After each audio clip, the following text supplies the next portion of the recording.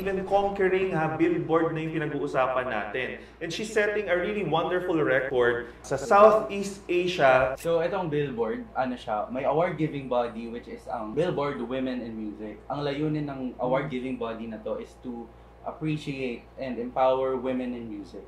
In relation naman kay Sarah Geronimo, sa award na makukuha niya from Billboard, itong Global Force Award.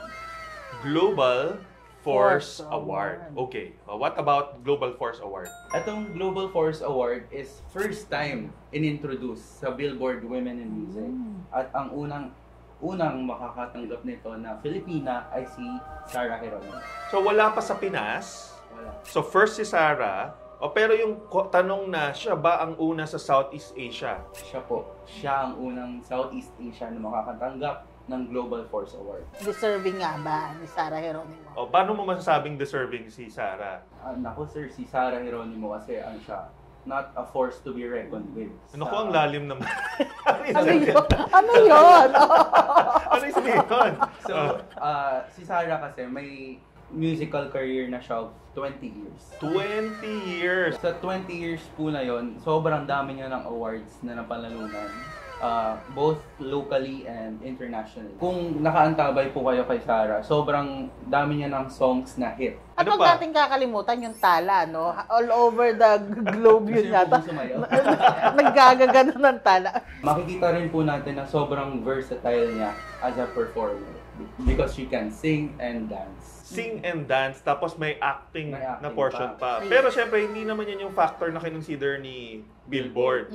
Okay, pero kasi si Billboard nakafocus lang sa kanyang anong aspect ng career niya. Pagiging performer and musician.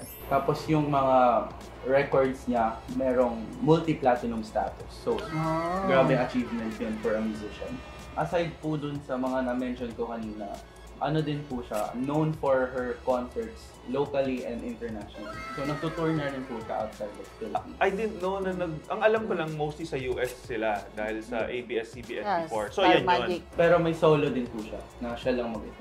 I think sa Las Vegas, if hindi ako nagkakamali. Sa kunento naman ni Kai, deserving naman. Kasi talagang of all ages talaga naman, Sarah Geronimo is the top answer pagdating sa influence ng music and artists. I really appreciate yung authenticity that she's showing the whole Philippines. And this time, even conquering Billboard na yung pinag-uusapan natin. And she's setting a really wonderful record, hindi lang sa Pinas, di ba? Southeast Asia, particularly dito sa category na Global Force na award na matatanggap ni Sarah.